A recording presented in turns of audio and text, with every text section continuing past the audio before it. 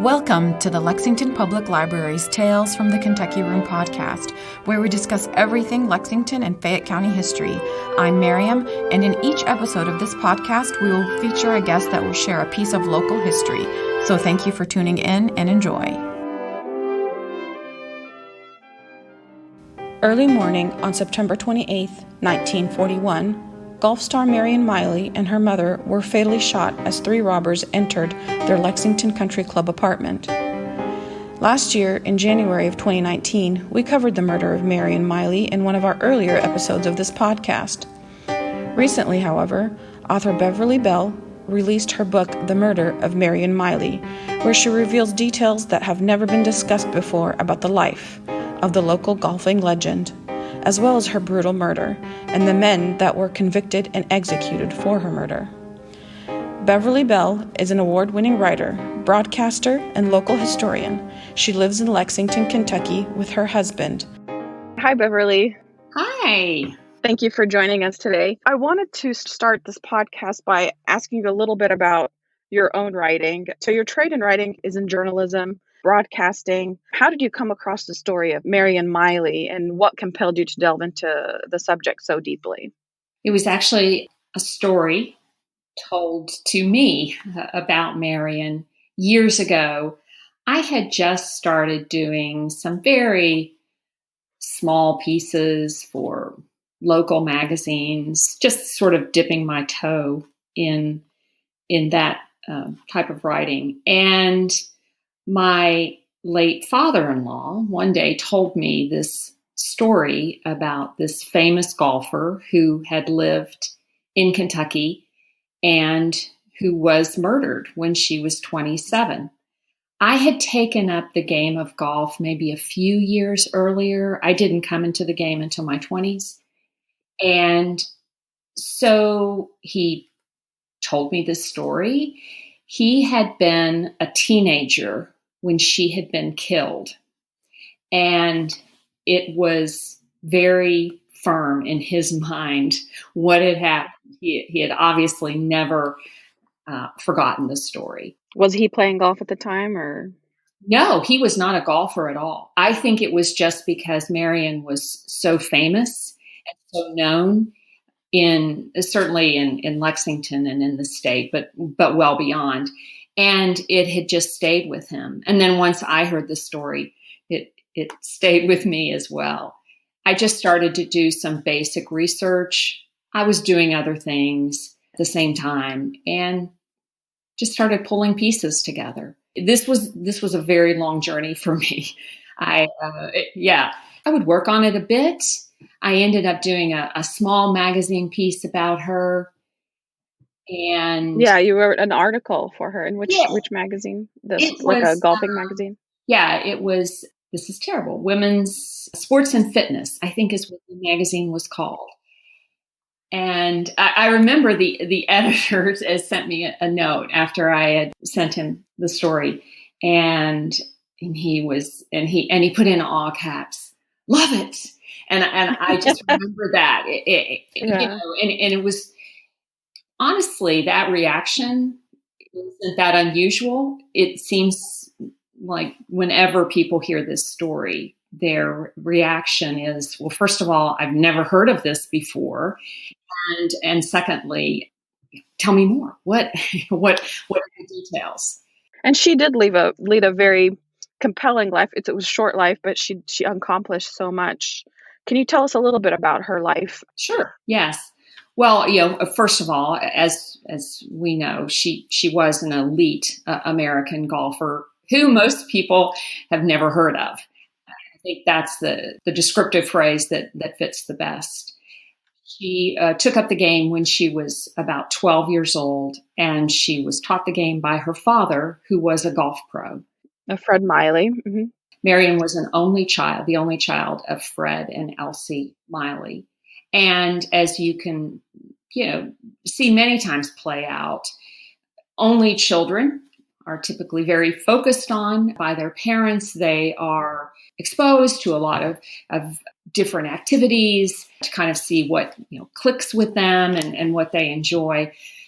Golf was obviously a passion for Fred, And I think it probably didn't take him very long to recognize that Marion had some significant talent. But still, the fact that she didn't take up the game until she was 12 kind of says something about, we're not forcing this game on you. We're letting it come to you. But a little more of her background: she was born in Philadelphia. She lived a while in Boston. Since her father was a golf pro, he would take different jobs. That typically happened. Golf pros would move around within country clubs, and we don't know the exact year, but they ended up down in Florida. She was, I'm guessing, but probably around 8 or 9, ended up living in Florida. They spent a considerable amount of time there. Yeah, they did. Actually, they were spending time before a permanent move, because it was very usual for a golf pro. He might have, and I say he because all the golf pros at that time were men. He would stay with a club maybe up north, and when the weather was good. And then when it moved into winter, a lot of pros would go down and work at clubs in Florida. They would give lessons. So that was kind of a typical thing.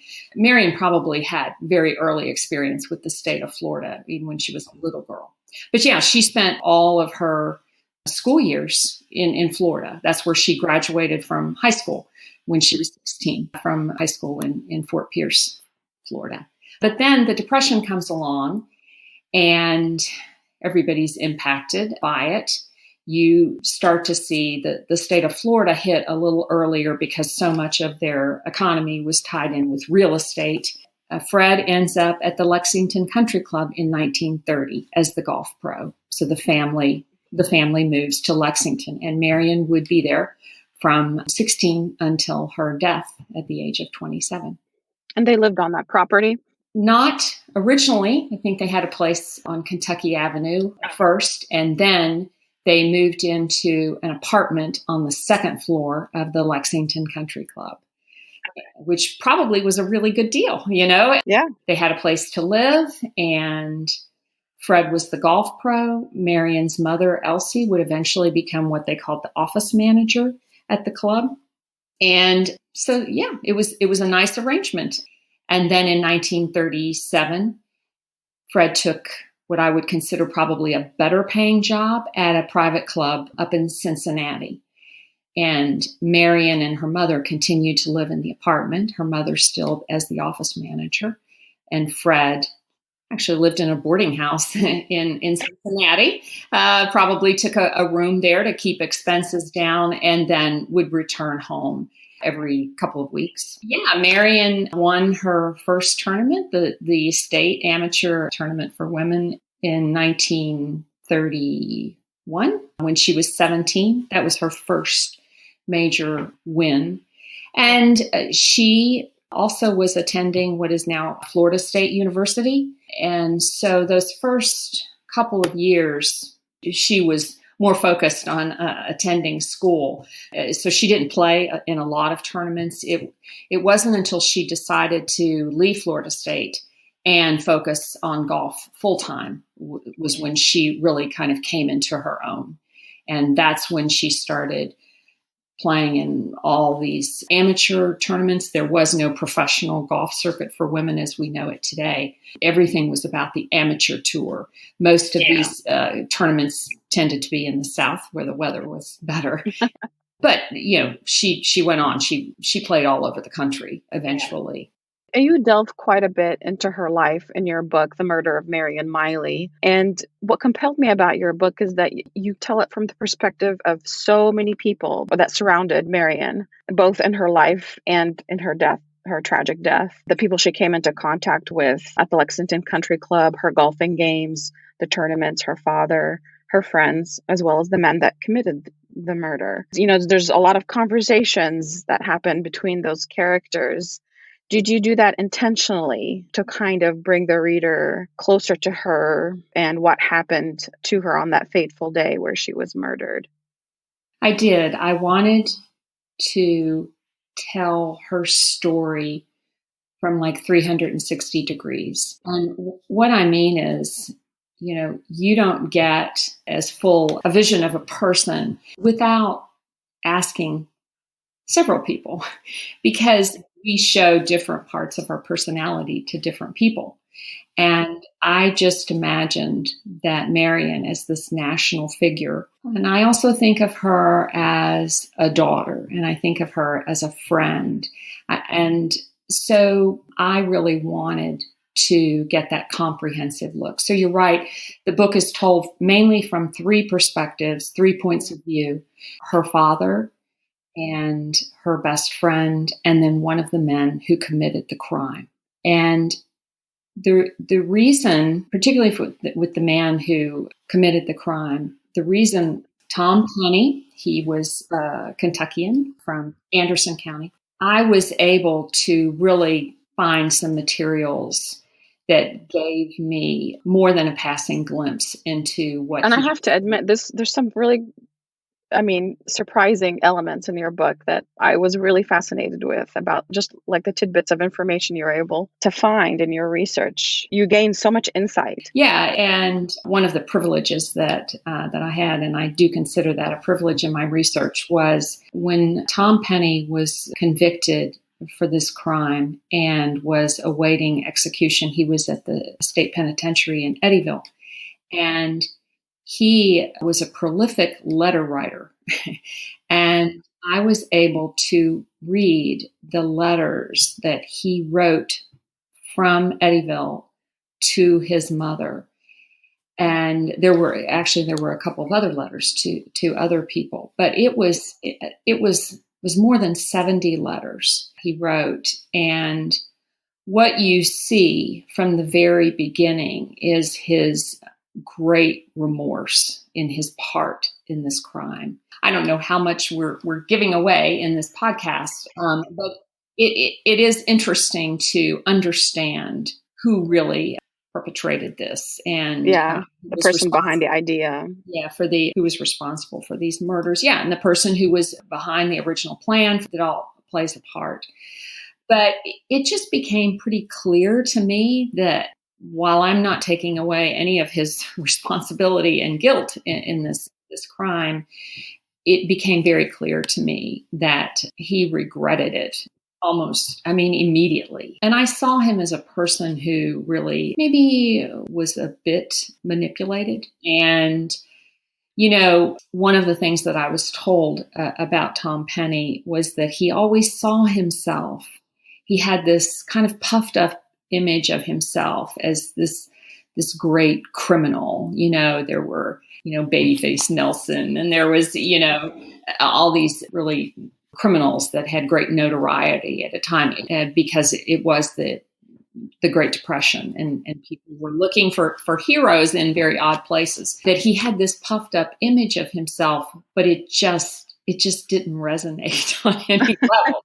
It was maybe him trying to be something important, or So those letters, among other things. Yeah, and you said you were able to interview a relative of Marion's as well. Yes. Well, extended, I suppose. She was an only child, and she and her mother, we should say, were both killed as a result of this crime. Yeah, Elsie. Her mother did live for a few days afterwards. Marion was killed instantly. Well, this, of course, just left Fred by himself, and he ended up remarrying a couple of years later. And while I was never able to interview the second wife, she died before I found her, I did find the second wife's sister. And I was actually working on another writing assignment. I had to go down to Florida to work on another writing assignment, and I made a side trip to go meet with her in person. And that was fascinating, just telling me things, how she really gave me a sense of Fred's state of mind, and how understandably, how devastated he was after this.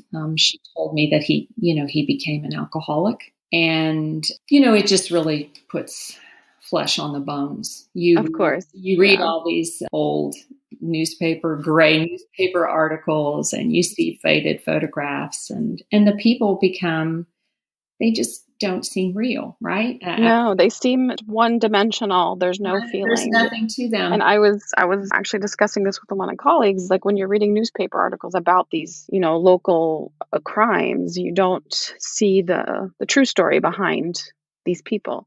And that's what I liked about your book. It validated whatever these people were going through Right, at right. the time. Yeah. Yeah, yeah. So that, you just hear a couple of stories like that, and hearing about how, Fred became an alcoholic. Well, yeah, that kind of makes sense. He lost his only child, and then he lost his wife a couple of days later. And you can imagine that there must have just been all-consuming guilt.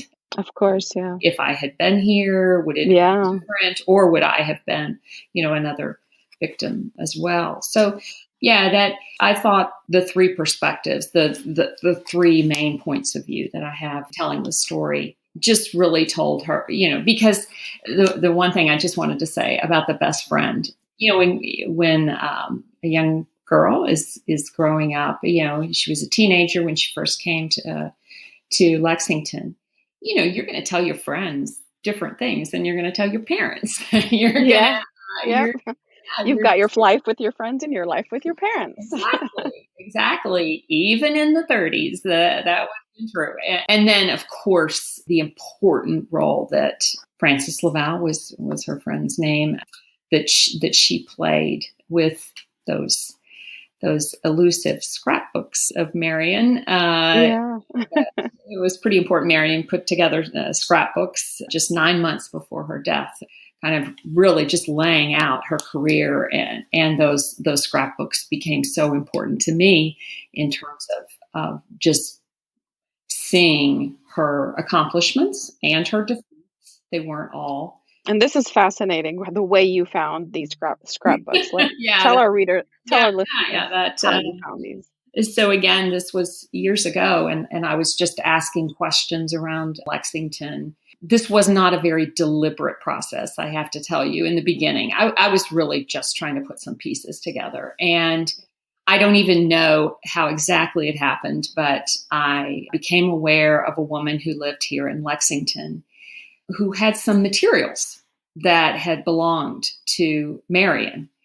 And she invited me over to her house, and the story, as she told it to me, that she had come in possession of this home and had found some scrapbooks in her basement that had just been sort of pushed aside, and she didn't really know what they were about, or why they were there. But yes, they were about Marion Miley, and so, of course, I was intrigued. Came down, went into the basement, and sure enough, that's what she had. She also had a watch that had belonged to Marion, and she had something very unusual. She had a little slot machine, like a smaller, like a desk size that you've seen them before. They're they were quite popular. And so I start looking through them. I figure it out. Okay, obviously these were put together. I don't know who, we don't know how they were put together, but And she said, I'm not sure what to do with them. And I said, well, they should be protected. And, the Lexington Country Club, maybe you should contact, but you should definitely keep these safe. These are important.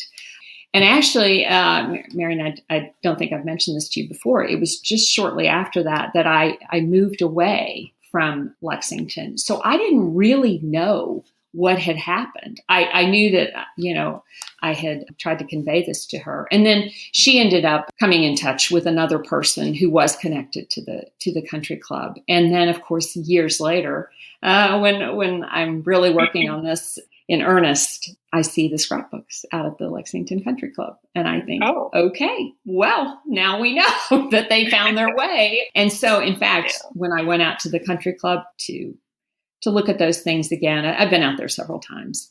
And I said, do you ever remember seeing a small slot machine? I asked that question, and they were like, no. And so that, of course, I'm curious what happened. Marion loved to gamble. She did. She talks in her diary. I guess that's the Florida life. Going to the dog races. You're absolutely right. I love it. I love when she's talking about, oh, I had a good day. I won this. Oh, not a good day. Really, really blew it today. And these weren't huge amounts of money, but it became very clear to me that she liked to gamble. So. Well, she did lead such an important and compelling life that unfortunately came to a tragic end by her murder by these three men. And we, of course, have to discuss the murder itself. Right. This was a robbery attempt. The country club held dances every Saturday night. And I don't know, they would charge $1 or something. And members would come and stay the evening, and this was a normal thing at the country club. There was a person with inside knowledge of the country club, and he got in his mind that thousands of dollars were brought in during these dances, which of course is kind of ridiculous when you just look at the number of people who were attending the dance on a regular Saturday night. But anyway, and a plan was concocted to rob the country club. Marion's mother, I'd mentioned, was the office manager, and she would hold on to the receipts of the dance, I guess until Monday, when the money would be deposited in the bank. So she and Marion are living upstairs in the apartment still, 1937, and beginning in 1937 alone is what I mean, when Fred took the other job. And so about 2:00 in the morning, these three men meet, make their plan to break in. The first part of it was to cut the electricity, and they had planned to cut telephone wires and, proceed in. The thing that I have to say, though, that this was one of the most poorly executed crimes. When you work on a story for this long, you really start breaking it down to understand not only what happened, but why it happened. Yeah, the motivation. Well, and just the results. How did this tragic end of, this national young, pretty talented golfer, murdered at 27 and her mother shot.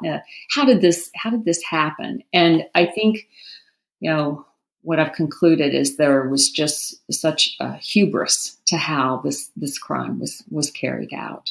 The planning was poor. The execution was certainly poor. Warning signs were ignored. But, I guess it just speaks to the time in terms of maybe the desperation for money. And how money is a motivator. So 2 of the 3 actually broke in to the club. The one was outside. It actually took them 2 attempts.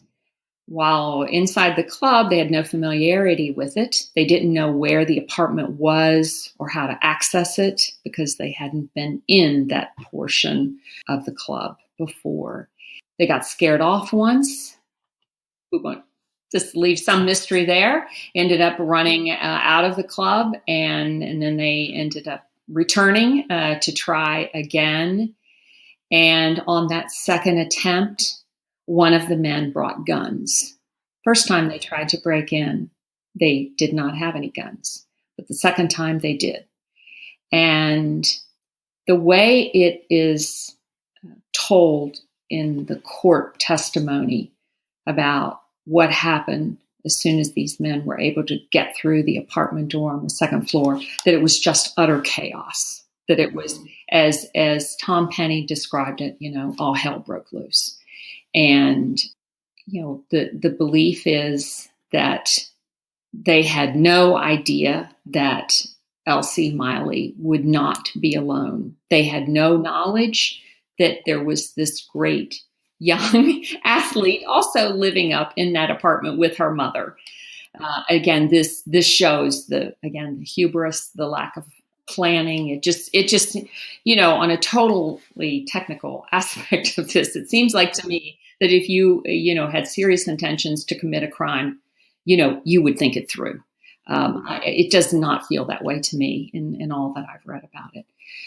Marion fought back immediately as soon as she heard that door being broken down. And so she ended up being shot twice, and once point blank range into her head. It doesn't feel accidental. It just feels very brutal, the way that it was done.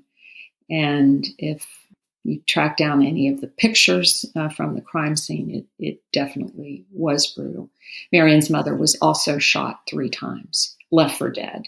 And 2 men escaped with the money that they found. And I think they believed that both women were dead. As it turns out, Marion's mother was not. And she was able to describe the men? Yeah, she was able to crawl. First of all, she had to, shot 3 times, crawled out the entrance of the country club they describe it, over gravel and dirt to get to the other side of the road where she could get help it was actually a sanitarium. It's a private residence now. And she was able to give a description before, sinking into unconsciousness. And then, eventually she would die 3 days later. They just couldn't, there was just too much damage. They couldn't save her. And there's a national manhunt for these 2.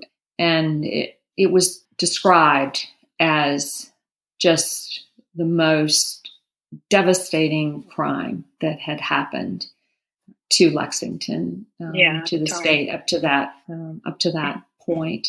There was great shame in the city, I think, when it happened.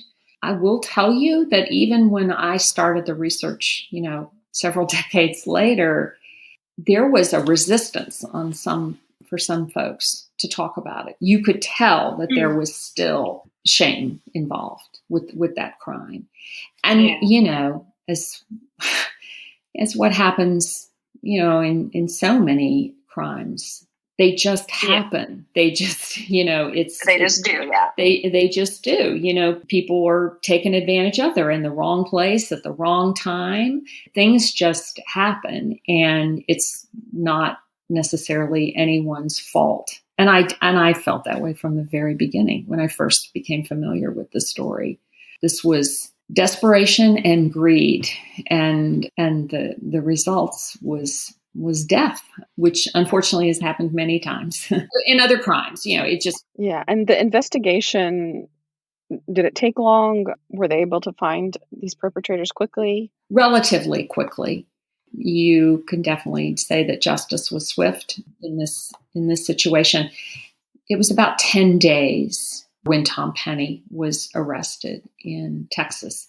That is a whole story unto itself in terms of fleeing and what the plan was. Yeah, that's another fascinating part of the book. A whole other side of it. Just incredible. Yeah, and then the so-called inside man who put the whole thing together, and then the third person, and the person I feel most responsible for the death of these women was a felon. And Bob Anderson was from Louisville, and he and Tom Penny had met each other while serving time together. But he was definitely the person calling the shots with this crime. And so Tom Penny is arrested first, and then Bob Anderson, and then the third person, the inside man, he was arrested last. And that again is a separate story that is so very, very sad. This inside man acted very friendly with Mrs. Miley, totally took advantage of a friendship. And so, yes, so they were arrested. The first trial was held, they were tried separately the day after the attack at Pearl Harbor, which would have been December 8th. And it was 10 days, and all 3 men were convicted and sentenced to die. There were numerous appeals that went on for over a year, but then all 3 were executed in the electric chair in February of 1943. So it's a quick, it was a quick process, their original conviction and then the executions. certainly now, we can see those appeals going on for many, many years. That did not happen. And I do think that speaks to just the horror over this crime and how people wanted someone punished for it. Because she was so famous. She was so famous, when her death occurred, it was, the story was on the front page, top of the fold of the New York Times. It was reported all over the world, Great Britain, France, Australia, Mexico, beyond. It was reported all over the world. And that, I think, just speaks to, how much she was in the, public eye and, her notoriety, her celebrity in those years between 16 when she first comes to Kentucky, and then she dies in 1941. Yeah, unfortunately, yeah, it was very tragic. Your book captures, I think, the spirit of her life, and you do that so well. I think one of the things that people really can't appreciate is her level of celebrity. I think that when I was researching the book, and I would come across these things, these surprising things that spoke to that celebrity, I started referring to them as her Forrest Gump moments in my own brain, because Forrest Gump, of course, the movie with Tom Hanks, and he's this guy who has all these interactions with famous people, and he's part of worldwide events. And of course, that's all fiction. But in Marion's life, she writes in her diary about having dinner with Bob at the home of Bob Hope and his wife Dolores, and she's playing golf with Bing Crosby, and she meets the Duke and Duchess of Windsor, of course, who was the king who abdicated, and his wife Alice Simpson, and she meets Clark Gable, and she plays golf with our former governor Happy Chandler, but there were business people and all these contacts that she was having, and it's just, and you think in your head, okay, she was like 25. And you have to think about the time too, like a woman golfer to be this famous, she made a name for herself at the time. Yeah. I mean, and of course it was her extraordinary talent that provided these opportunities. A really important thing to remember is, we hear daughter of a golf pro and we might think of something, that she was privileged or whatever. Golf pros were not thought of. They were considered working class. They were a person that was hired by the golf club to, give lessons and weigh in on tournaments and, do the different things that the pros did at that time. This would not have been considered a privileged class. It was her extraordinary golf that just propelled her into a different world. And I always say, this story took place in the 1930s, but without any hint of the Great Depression, because she, this isn't, it isn't that story of poverty. It is, or of job loss, economic struggles. Her golf gave her just a perfect entree into a different world with different people. And she enjoyed it, and she was really good at it. She was she managed the press very well. She was very smart. She was very graceful in defeat. It's really quite astounding when you see how she managed the media, which at that time was basically newspapers and some radio. But whatever, she learned to do that very well. So, she had this combination of skills that really served her well. And it's just really sort of regretful to think about, what could have been, what would her life been, because she was already working for Standard Oil at the time of her death, which was very, very unusual, an oil company to hire. It was basically a public relations capacity. But what it allowed her to do was she was actually they called it inspecting service stations. She would meet with the person, the staff who was operating that service station. And then while she was there, she would be introduced to business leaders or maybe some politicians or whatever. She did a lot of what I would call goodwill golf and, playing and, just establishing relationships. She did an unbelievable amount of travel for this job. And she was very good at networking.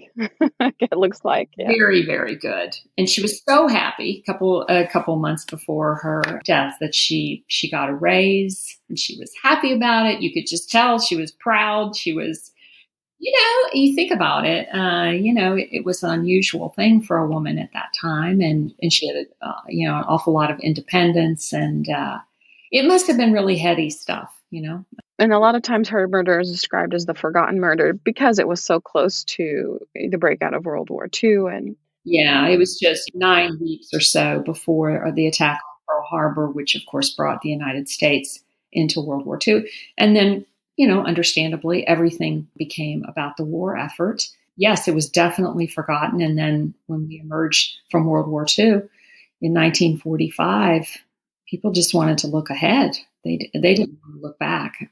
So she was really caught in that time warp that just allowed the story to be forgotten. Well, your book definitely brings it out to the forefront and shares a little bit of Lexington history with our listeners and readers. Thank you so much for joining us on this podcast and giving us your time, Beverly. We really enjoyed it. Again, the book is The Murder of Marion Miley by Beverly Bell, published by South Limestone. I believe they can purchase it at any local bookstore. Yeah, Joseph Beth has it, of course, online. Thank you so much again for joining us, Beverly. Enjoy. Take care. Thank you. Thanks for listening to Tales from the Kentucky Room, a podcast brought to you by the Central Library's Kentucky Room staff at the Lexington Public Library. If you enjoyed listening, please take a minute to subscribe, rate, and review the podcast on Apple Podcasts and Stitcher.